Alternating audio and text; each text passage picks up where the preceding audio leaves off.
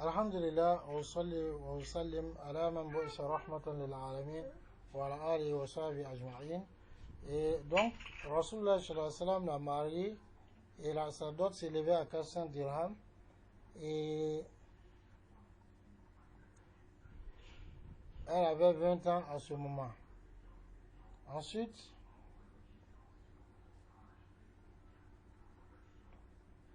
donc Rasulullah, Allah subhanahu wa ta'ala l'a honoré en faisant d'elle une épouse de Rasulullah sallallahu alayhi wa sallam, afin qu'elle puisse profiter des lumières de Rasulullah sallallahu alayhi wa sallam et qu'elle puisse recevoir de son savoir, parce qu'Allah subhanahu wa ta'ala lui avait accordé une intelligence et yani un amour, un grand amour pour la recherche de la science. Et cela, on peut le ressentir à travers les questions qu'elle posait à Rasulullah sallallahu alayhi wa sallam, afin de rechercher la sagesse et afin donc qu'on l'éclaire sur la réalité des choses. Et parmi cela, elle a dit que j'ai entendu Rasulullah sallallahu alayhi wa sallam dire: une armée venant de l'Orient va vouloir tuer un homme venant de Mecca. Lorsqu'ils seront dans une terre désertique, la terre va les engloutir. Celui qui sera l'imam, le guide de cette armée, va se retourner afin de voir ce que les gens ont fait, et c'est là que la terre va tous les engloutir. Donc la terre va les atteindre, va les engloutir. Elle a dit: Ya Rasulallah, comment la terre va tous les engloutir alors que parmi eux il y a des gens qui ont été forcés? Rasulullah a dit sallallahu alayhi wa sallam: tous ceux-là, la terre va les engloutir, ensuite chacun sera ressuscité conformément à son intention. D'après elle, le prophète sallallahu alayhi wa sallam a dit: j'espère que personne de ceux qui ont assisté à la bataille de Badr et au pacte de Hudaybiyah ne va entrer dans l'enfer. Elle a dit: Ya Rasulallah, est-ce qu'Allah n'a pas dit: wa im minkum illa wariduha, il n'y a personne parmi vous sans qu'il ne passe par elle, c'est-à-dire par la géhenne. Quand elle a dit ça, Rasul dit sallallahu alayhi wa sallam: summa yunaddillahu alladhina taqaw, ensuite Allah subhanahu wa ta'ala va sauver ceux qui ont été tués. Wa nunaddil ladhina taqaw, nous allons sauver ceux qui ont été tués. Wa nadharu zalimina fiha disiyya, et on va délaisser yani les injustes dans l'enfer, prosternés sur leur. Et donc l'imam Nawawi dit rahimahullah, par rapport à cette parole, il y a dans cette histoire la preuve qu'il est permis de discuter lorsqu'on ne comprend pas quelque chose et de donner des réponses en vue d'être orienté. Et c'est ce qui est l'objectif de Hafsa ici, radhiyallahu anha, mais elle n'a pas voulu rejeter la parole de Rasulullah sallallahu alayhi wa sallam. Lorsque Rasulullah sallallahu alayhi wa sallam a ordonné à ses femmes de se désacraliser pour la Umrah, elle a dit: Ya Rasulallah sallallahu alayhi wa sallam, qu'est-ce qui t'empêche de te désacraliser avec nous? Rasul dit sallallahu alayhi wa sallam: lui ne va pas se désacraliser jusqu'à ce que alors la bête a immolé, il ne l'immole. Et donc voici comment elle était. Et durant les années qu'elle a vécu dans la maison de Rasulullah sallallahu alayhi wa sallam, elle a goûté aux qualités de Rasulullah sallallahu alayhi wa sallam et à sa noblesse de caractère, ce qui l'a poussé à connaître les détails de ses comportements, ses noblesses de caractère, que ce soit ce qui se rattache à sa façon d'être, yani à la parole de Rasul sallam, au terme même que Rasulullah sallam utilisait, les états de son adoration, tout ceci elle a pris.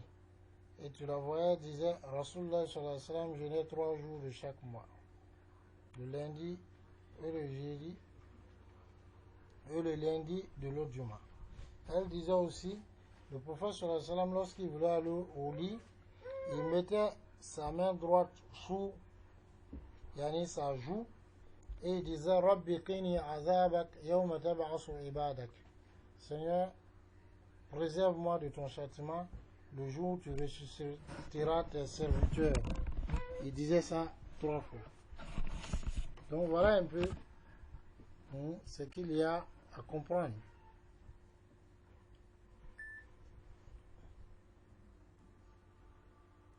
Et comment elle était dans la maison yani prophétique.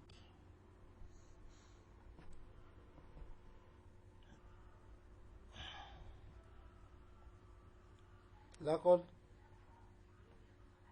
Yani ce qui s'est passé, c'est que elle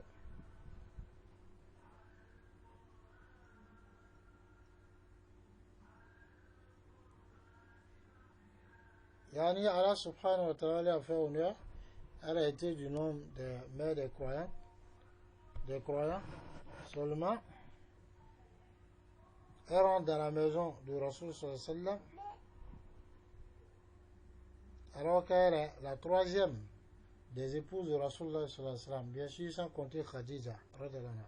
C'est dit juste après Khadija qui est venue, yani il y a Sauda bint Zam'a, Aïcha,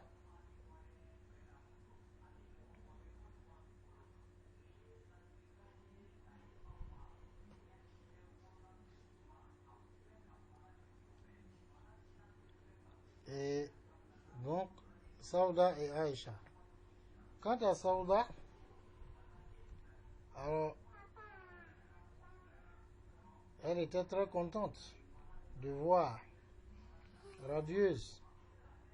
Quant à Aïcha radhiyallahu anha, mais qu'est-ce qu'elle avait fait de cette jeune dame qui venait d'entrer dans cette maison alors qu'elle est celle qu'elle est? C'est dit la fille de Omar radhiyallahu anhu, par lequel Allah subhanahu wa ta'ala a donné force à l'islam. Et Omar dont la peur a rempli les cœurs des idolâtres.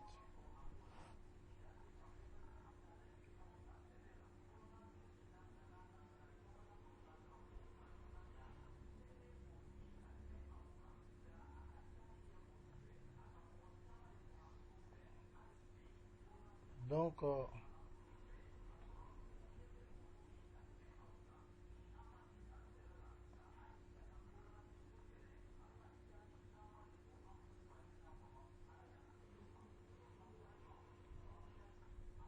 ce yani, mariage surprenant, donc Aïcha radhiyallahu anha s'est tue devant cela parce que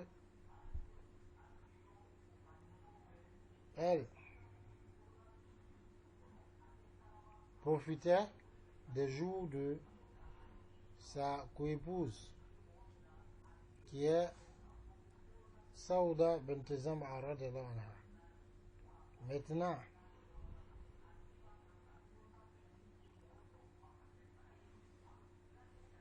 quand sera-t-il lorsque, alors maintenant, ces jours-là qu'elle avait seront réduits, puisque désormais il y a un autre qui est venu.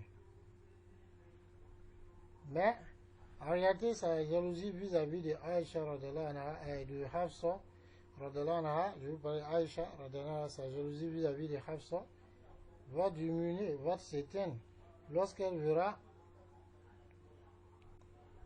que les femmes vont se suivre dans la maison de Rasulullah sallallahu alayhi wa sallam. C'est-à-dire après on aura Zainab bint Khuzayma, Salama et une autre Zainab, Juwairiya et Sophia.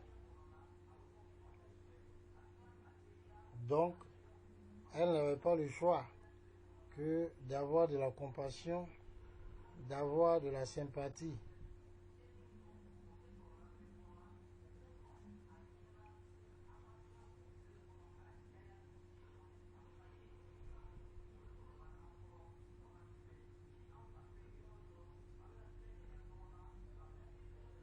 Et de compatir. Elle n'avait que le choix, donc, disons, d'être sympathique et de laisser passer tout cela. Qu'Allah nous accorde la bonne compréhension. Donc voilà un peu ce qu'on avait à dire un peu sur sa vie dans la maison prophétique. Donc il y avait une très bonne ambiance, bien que la jalousie entre les femmes ne peut pas finir, mais elles ont su gérer. Alors on nous accorde la bonne compréhension.